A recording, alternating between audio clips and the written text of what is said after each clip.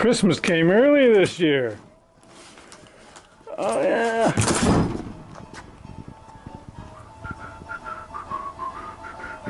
Woo! Woo!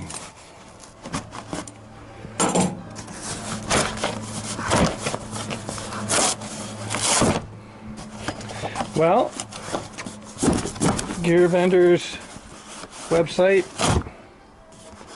got her online.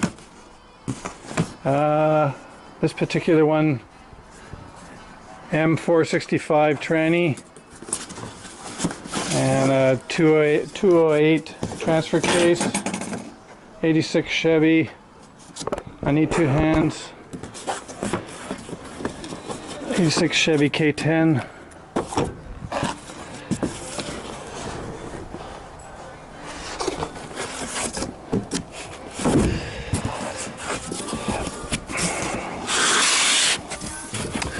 This is really going to help that truck out a lot.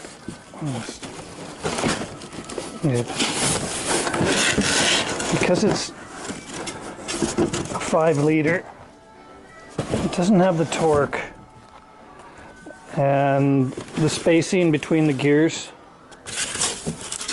especially between third and fourth, is quite steep. So it just, you know, it needs a mid-gear or it needs another engine. And if I change over to a 350, well, this is still going to be beneficial for that engine too. But it's really going to be beneficial for this 307 that's in there. I can't pick it up. It's heavy.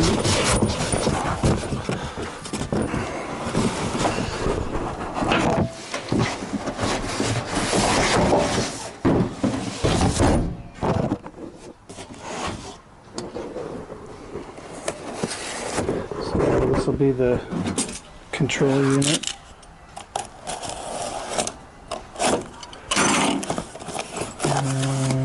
No, it's the yoke. Slip yoke. Okay. Well, I'm going to have to shorten the drive shaft, obviously. Pretty standard. When you stick this on the back of your extension housing, you've increased the length, so your drive shaft's got to be shortened. There's the unit here.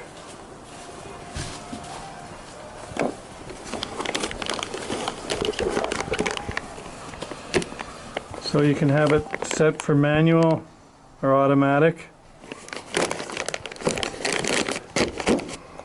I want to rig it up so it's on the stick shift and a button on the side that I can drop her down, go up. This is an under-over setup, so it's not just for an overdrive, you know, like 4th gear overdrive or 5th gear overdrive. It turns your transmission, it doubles the gears because it could go overdrive in every gear.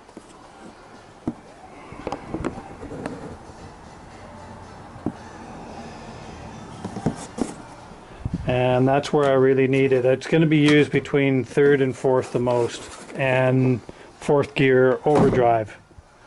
Those two where she's going to be living, I'm sure. And the rest, I won't be going for the gear because it's fine the way it is. Yeah, you never know. Certain situations you might go, oh yeah, just pop her down so you don't have to move it on the stick shift. Okay, this will be the no, this is the adapter. The slip yoke, spacer. You got to set this up so when it slides in, there's some shims, and so when it slides down, it ends up being flush to the casing. So there's the speedometer cable extension, Loctite. There's the shims there, and half a dozen of them. Yeah, looking forward to this. I don't think I'll be able to get to it right away though.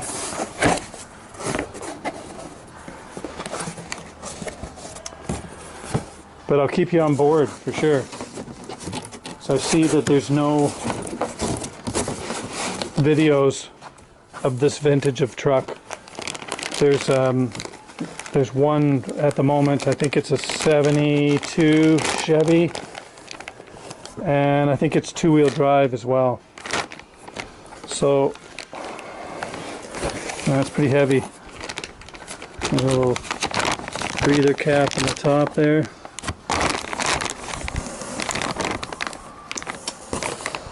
Yeah, this is going to be lots of fun.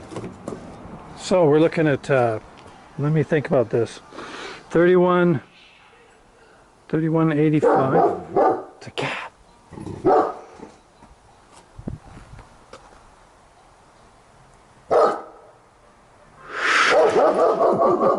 Oh, God. You're going the wrong way. So it was 3182 US online. Shipping was 85 on the site, but I'm in Canada, so with taxes, UPS was 605 bucks.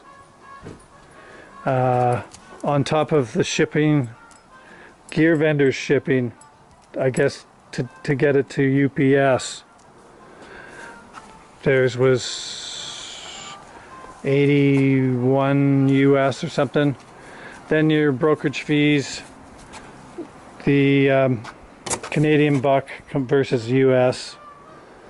I'm looking at probably 4,500 bucks Canadian. So I'm keeping that truck now, but it'll be a lot more usable, and definitely I won't be shifting as much, so I won't be using the clutch as much. I have an overdrive, which in certain cases I'll be able to utilize that. So here we go here. All right. So I get rid of the extension housing here. Now let's get it on wide angle. I think it's, that's probably better, eh? It's not so intense. Unbolt that. The extension housing. Won't be using that again. There's the speedometer cable extension, and they provide the slip yoke. So I want to put a protractor on this, get this truck fairly level on the cement slab. I'll do the re there. Take a pinion angle. I've got the proper thing there. So you set it up, it's got a magnet, it'll clamp on there to the drive shaft, and I can determine a pinion angle. So it's going to extend, there's at least a foot getting cut off the drive shaft, so that's going to change the pinion angle. Probably somewhat, and I can always drop down the cross member here, and here I can put some shims underneath here in between the mount and the frame, and that'll drop it down a bit. So that's important. And I see that the weights are on this end here. There's two weights right there, and nothing on that end. So that end aches to be lopped off. probably around here somewhere. And I want to cut it right at the weld. Go through with a real skinny radial carborundum and take the weld off, and then try and pull the flange out from the actual drive shaft tube. I'm going to attempt to do it myself.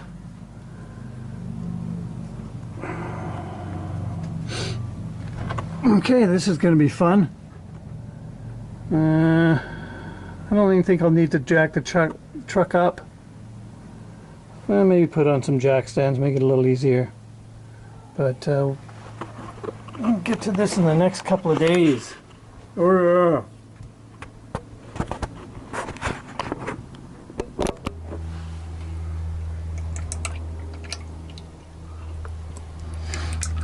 yeah. It doesn't have many miles on it. It's discolored some though. I got a 5-gallon pail. Let's throw some new stuff in.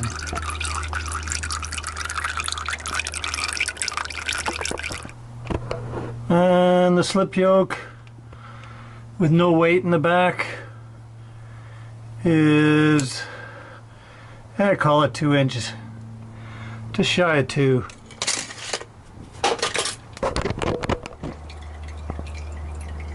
And we're looking at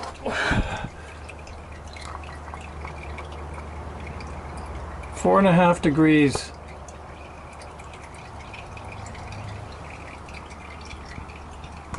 My springs are getting a little rusty there. That's just actually, the paint's good here. It's just come over from in between because you can't get in there. Alright, the rest looks good.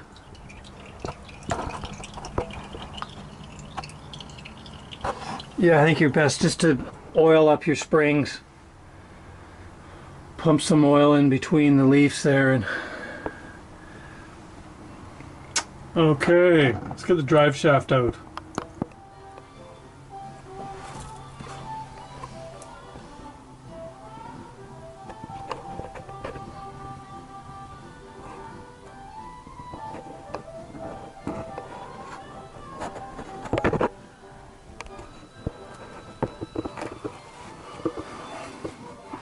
Chain.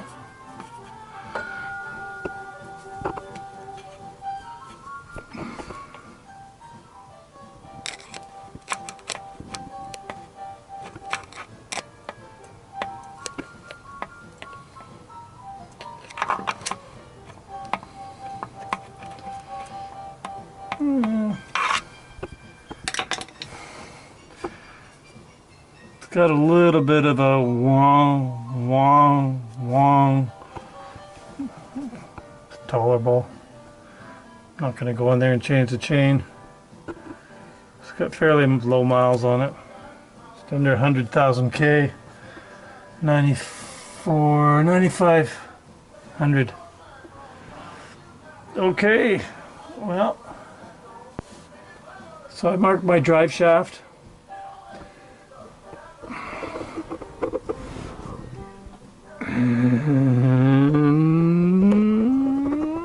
Put the extension housing on here. The Gear Vendors one.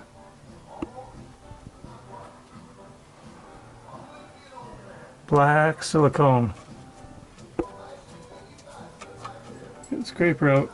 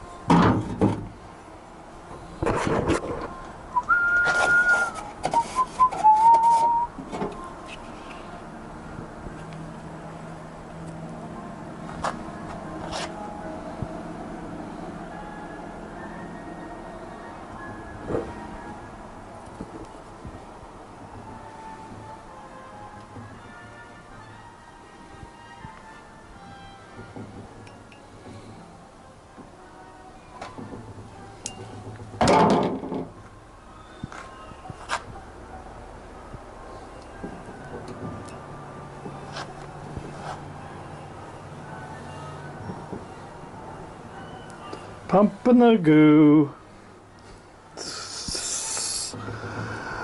Pumping it all over the place.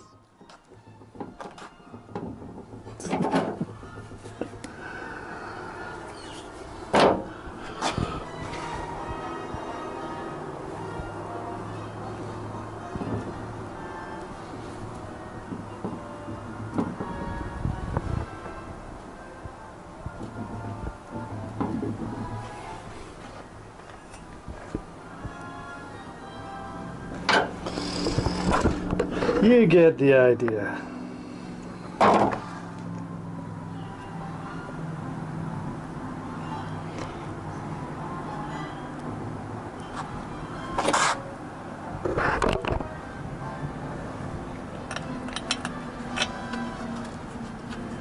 I've had a hard time getting these bolts started.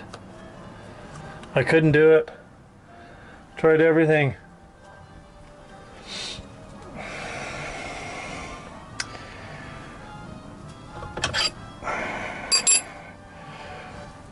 I had to run a drill through one of the holes.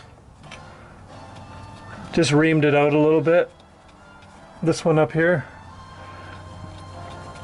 Because I could only get 3 bolts started. As you know, you got to start all your bolts before you tighten anything up. That's pretty standard with everything. Hair dryers to trucks.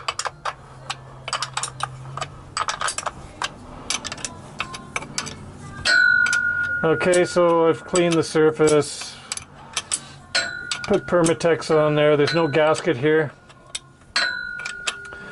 just a thin layer. That's all you need. And in the old extension housing here, there's a cover right in behind here. It's an oil shield. So that comes off your old housing, and you have to install it in here. Let's see, what does it say?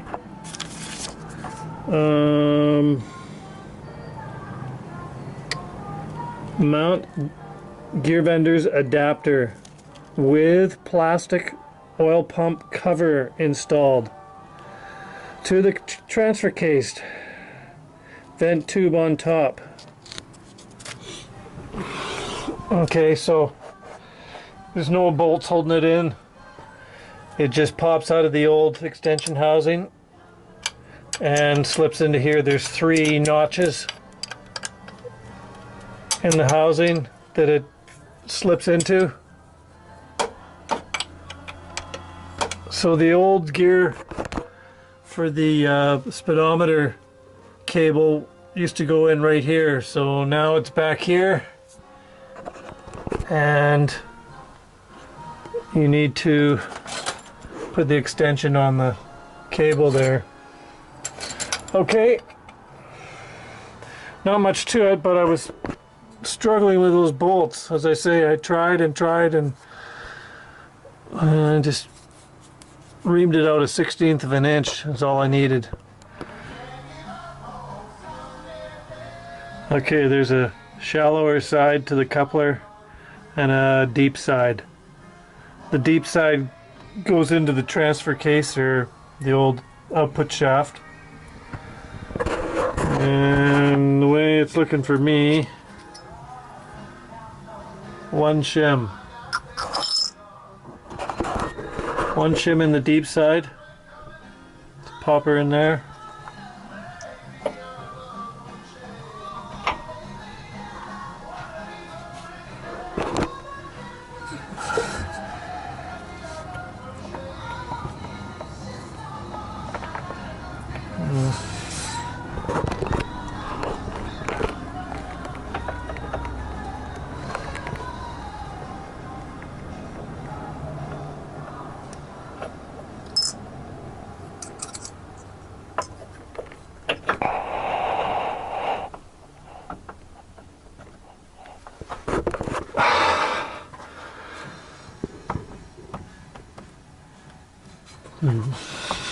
Don't hammer this in because it's riding up on that brass bushing there.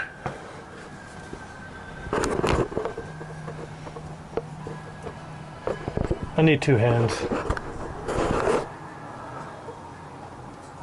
There it goes. Okay. Okay, so once it's in, let's make sure it's seated with a softer hammer there, or a plastic hammer. I got a rubber one in this case. Put your gasket in place. And there's some grooves here. It's raised. There's a place you can go across with a straight edge.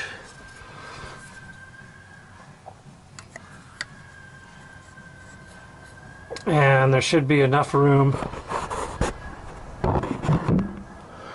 for one shim.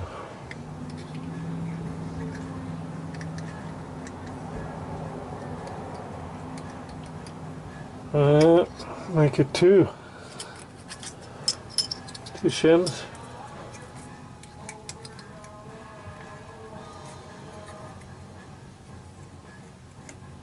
That's one shim. It's 1.5 actually. One's a little loose. Two's a little tight. No.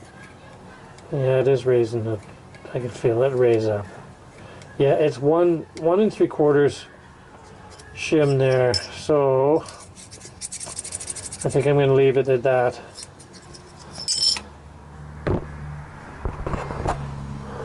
I'd rather have a little bit of clearance than too tight. Okay, that was pretty easy.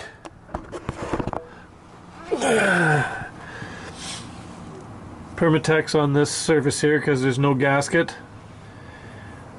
Lining up the coupler with the appropriate shims. And mine worked out to be a 1.5 shim of clearance to this surface right here. Put my straight edge across. It was a 1.5 shim. Gasket installed here. Blue Loctite on the threads. These nuts have a nylon insert, so you have to painstakingly, you know, quarter turn at a time. It's at 11 mil. I have a round wrench there. 11 mil. And actually putting on the gear vendors. I'm totally stuffed up here. The over-under unit here, getting that onto the shaft with the coupler was jiggling it around and trying to turn the output shaft here at the same time to get it to line up was a little tricky, but I got it in there. Now I've got all my wiring to do. I've got my drive shaft to shorten, so I'll be lobbing a foot off the bottom end here, because as I say, the weights are on the top there. There's two of them. Don't want to disturb that.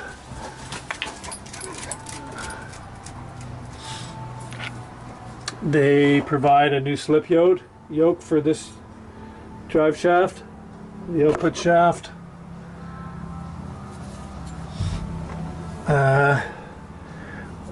Mine is a 208 transfer case, and it uses a slip yoke style instead of a fixed yoke. It's on a spline. And that changed I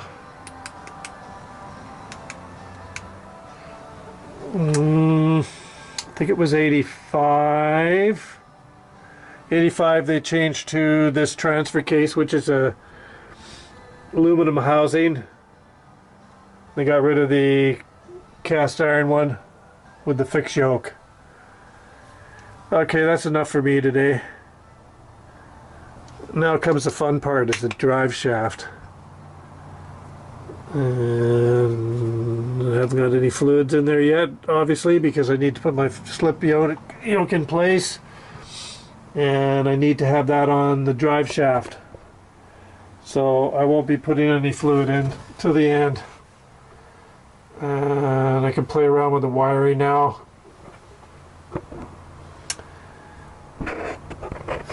Tomorrow. Well, we'll see. I think it's supposed to rain tomorrow. I'm out in the open here, so I won't be doing anything if it's raining. Yeah.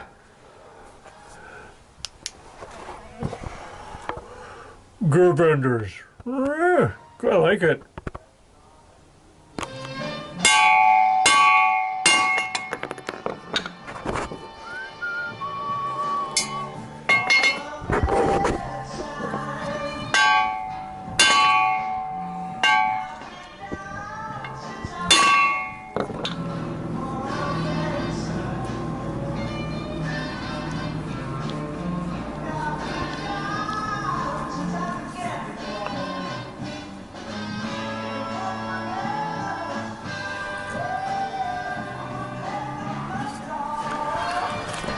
New one.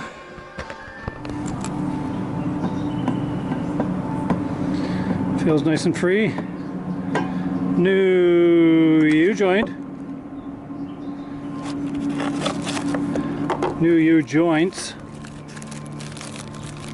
And you're best to take the grease nipple out before you install it, because it'll end up getting sheared off.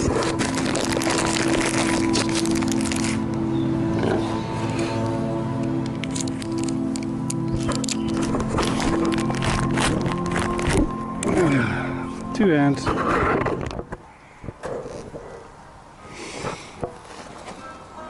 Okay, so that end's got the weights on it. There's no weights on this side. And I've cut through the weld. You gotta imagine this tube is like 1/8 of an inch thick. So just go down like 1/8 into the weld. Hopefully that'll come apart.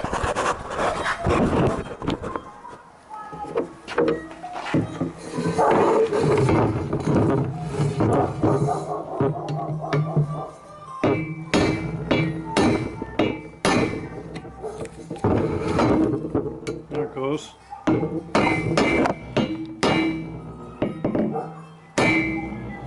There goes the camera.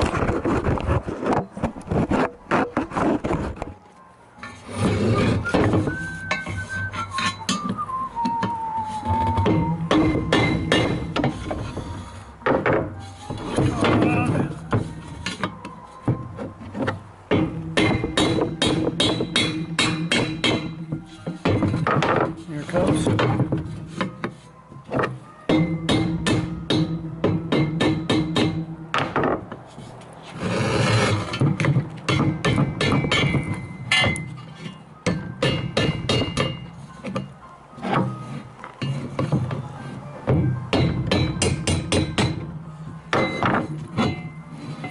Perfect.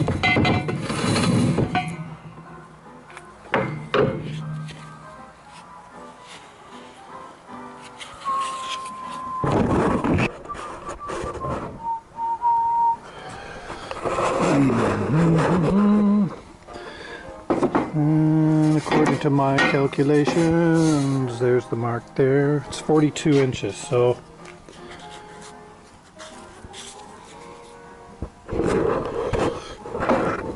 okay, I'll set it up.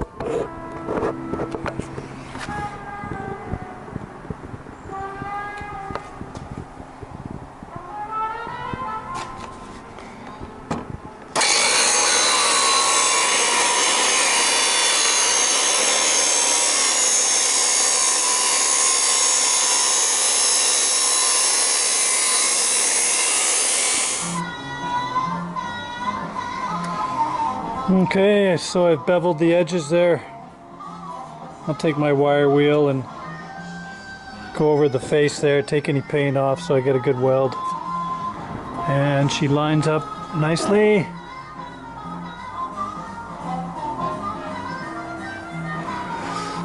So make some marks before you cut the drive shaft, so it goes in the same spot as it was before. Okay, welds are all dressed up now. Hopefully that'll be strong enough and we'll be reasonably in balance.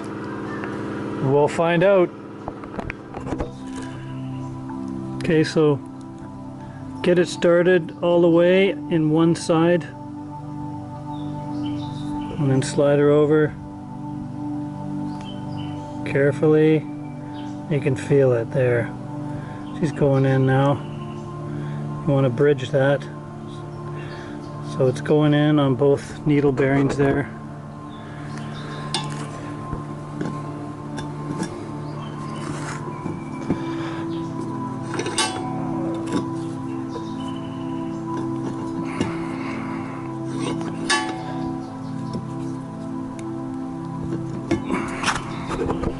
Check it out, make sure it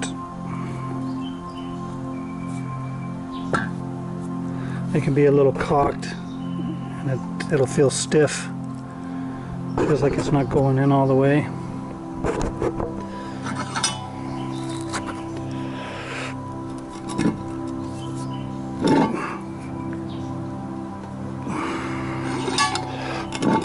It feels a little better now.